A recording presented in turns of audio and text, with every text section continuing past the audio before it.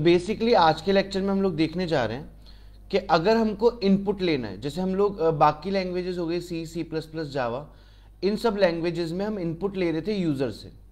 तो अगर मेरे को यूज़र से इनपुट लेना है मेरी नोड जेएस के अंदर, ठीक है, तो वो यूज़र इनपुट हम कैसे लेंगे? तो हम बेसिकली पहले एक फॉर्मेट रेडी कर लेते हैं किस तरीके से काम करने जा रहे हैं। तो हम देखने जा रहे हैं आज यूज़र इनपुट इन Node.js। ठीक है, Node.js में यूजर इनपुट जो लिया जाता है ना, वो यूजर इनपुट लिया जाता है कमांड लाइन पे।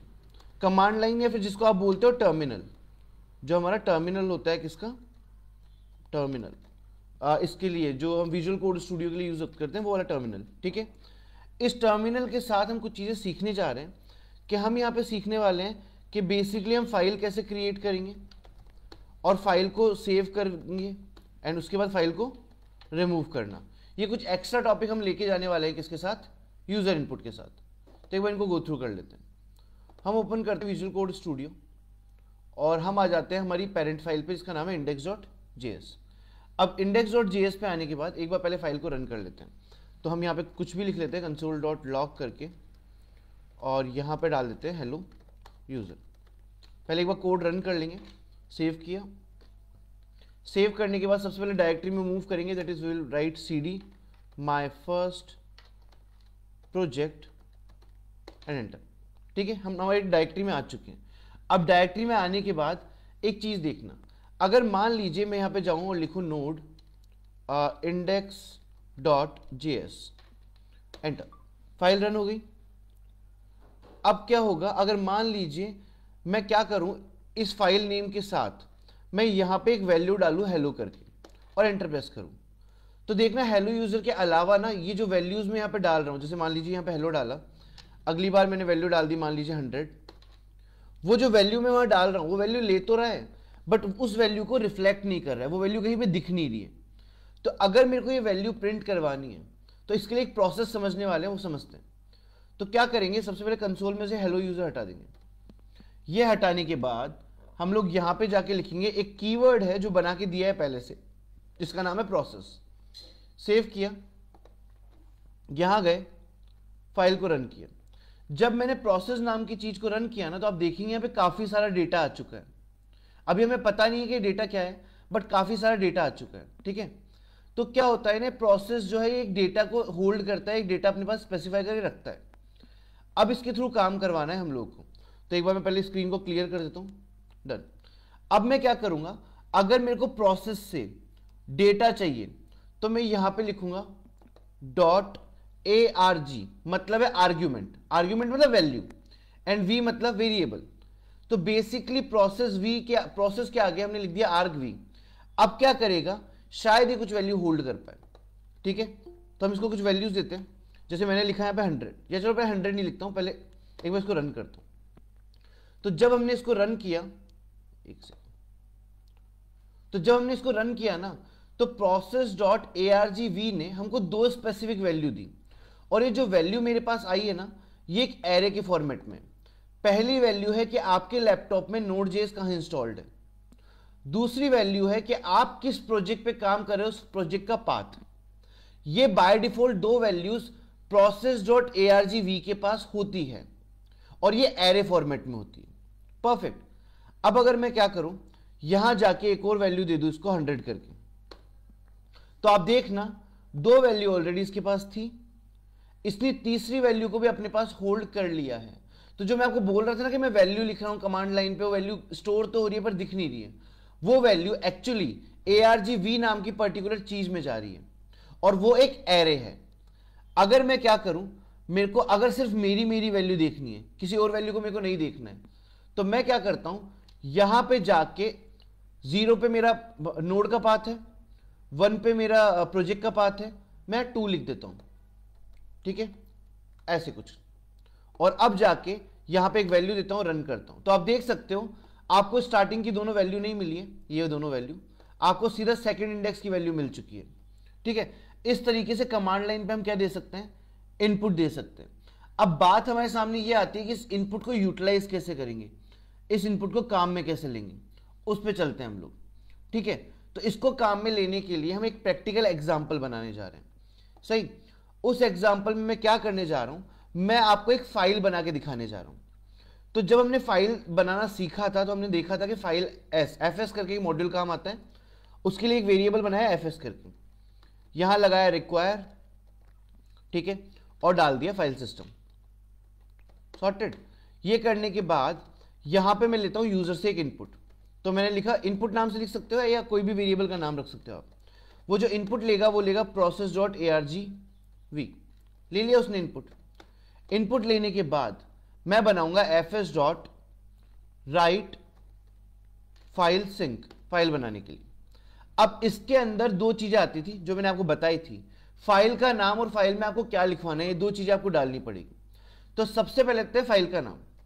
फाइल का नाम लेने के लिए मैंने एक इनपुट नाम से वेरिएबल बनाया, ये मैंने यूज किया, और यहां पे बोला कि 0 पे तो है ना नोड.js कहां स्टोर है, उसका पाथ है। 1 पे पाथ आता है हमारी डायरेक्टरी का, तो यहां मैं सीधा पैरामीटर ले लेता हूं 2, ठीक है। तो सेकंड पैरामीटर में डालूंगा फाइल का नाम, और एक ले लेता हूं यहां पे इनपुट 3। थर्ड पैरामीटर में डालूंगा मैसेज, जो भी मेरे को मैसेज चाहिए होगा। अब यहां जाके एक बार स्क्रीन को क्लियर कर देंगे टर्मिनल पे आके, और यहां लिखेंगे नोड, पहले हमारी फाइल का नाम index.js। सही, ये लिखने के बाद अगला जो पैरामीटर हमें देना है वो पैरामीटर होगा हमारी फाइल का नाम, ठीक है। तो फॉर एग्जांपल मैं फाइल का नाम देता हूं my.txt, और फिर आएगा मैसेज, लगाया hello this is a sample message, दे दिया, एंड प्रेस करेंगे एंटर, ठीक है। एंटर प्रेस करने में आप यहां पे लेफ्ट साइड में देखना my.txt नाम की एक फाइल बन चुकी है। इस पर क्लिक करते हैं तो इसमें मैसेज भी वही आया है जो मैंने लिखा था। इस तरीके से हम यूजर इनपुट लेके एक फाइल क्रिएट कर सकते हैं, ठीक है। ये फाइल क्रिएट हो जाएगी। अब हमें यह सीखना है कि ये फाइल तो क्रिएट हो चुकी है, चलो इसको बंद कर देते हैं। अब इस फाइल को अगर मेरे को रिमूव करवाना है तो रिमूव कैसे करेंगे, उसका एक प्रॉपर एग्जांपल और प्रॉपर प्रोग्राम बनाएंगे, वो देखते हैं। तो यहां पे क्या करते हैं, यहां तक तो स्टेप सेम ही रहने देते हैं। यहां ऊपर आते हैं और यहां लगा लेते हैं इफ एल्स। मैंने लिखा अगर इनपुट 2 की वैल्यू बराबर बराबर है, और मैं यहां डाल देता हूं ऐड करके, एक सेकेंड, वी हैव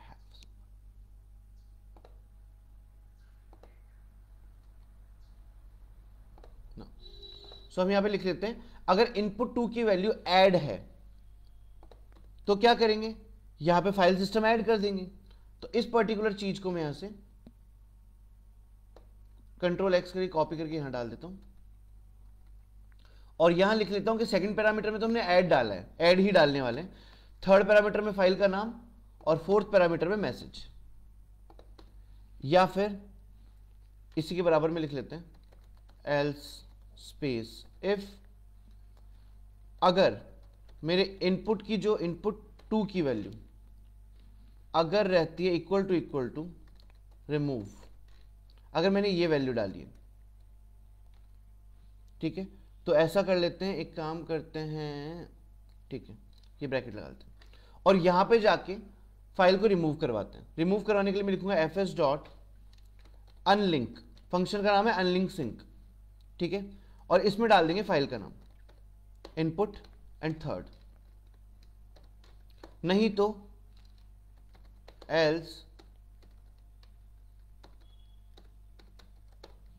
और यहां लिखते हैं console.log invalid इनपुट, ऐसे कुछ करें। वापस समझाता हूं प्रोसेस क्या था। हमने बोला कि हमने यूजर से इनपुट लिया, यूजर से इनपुट लेने के बाद हमने यहां पे एक पैरामीटर डाला दैट इज इनपुट 2।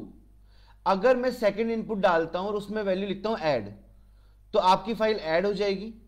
अगर सेकंड इनपुट में मैंने वैल्यू डाली रिमूव, तो आपकी फाइल रिमूव हो जाएगी, और उसके अलावा कोई वैल्यू दी तो आएगा इनवैलिड इनपुट। अब इस पर्टिकुलर चीज को यूज करके देखते हैं एक बार, ठीक है। तो इस पर्टिकुलर चीज को यूज करने के लिए हम एक पैरामीटर पास करेंगे।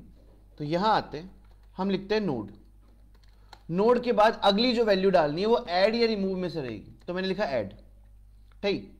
ऐड के बाद अगला पैरामीटर होगा फाइल का नाम, मैंने रखा data.txt।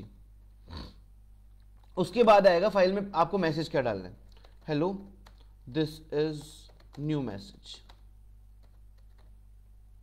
ऐसे करके डाल दिया, एंटर प्रेस किया, ठीक है। सो बेसिकली इसने मेरे को एक एरर थ्रो की है। वो एरर क्या थ्रो कर रहा है, एरर मुझे ये बोल रहा है कि फाइल का नाम हमने ऐड लिख दिया, वो गलत हो गया हमसे थोड़ी। हम इसको एक बार क्लियर करके वापस चलाते हैं। यहां पे ऐड नहीं आएगा, इसके पहले फाइल का नाम तो लिखना पड़ेगा ना हमको, कौन सी फाइल को रन कर रहे हैं, index.js। अब सब कुछ सॉर्टेड है। जब मैंने ये किया तो data.js नाम से एक नई फाइल बन चुकी है, आप देख सकते हो, ठीक है। यहां आ गई है। होपफुली पैरामीटर में कुछ मिस्टेक है, फाइल सेव नहीं की है, तो फाइल को एक बार सेव कर लेते हो, ठीक है।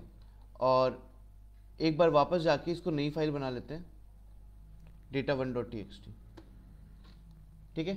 data1 नाम से बन चुकी है, डेटा नाम से थी, data1 नाम से, परफेक्ट।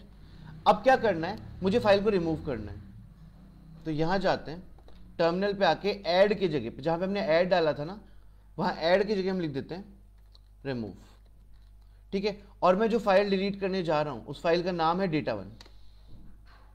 ये सब कुछ मैं हटाता हूं, txt, ठीक है। तो आप देख सकते हो data1 नाम की फाइल डिलीट हो चुकी है। मैं गया यहां पे और अब की बार मैं डिलीट करवा रहा हूं डेटा नाम की फाइल।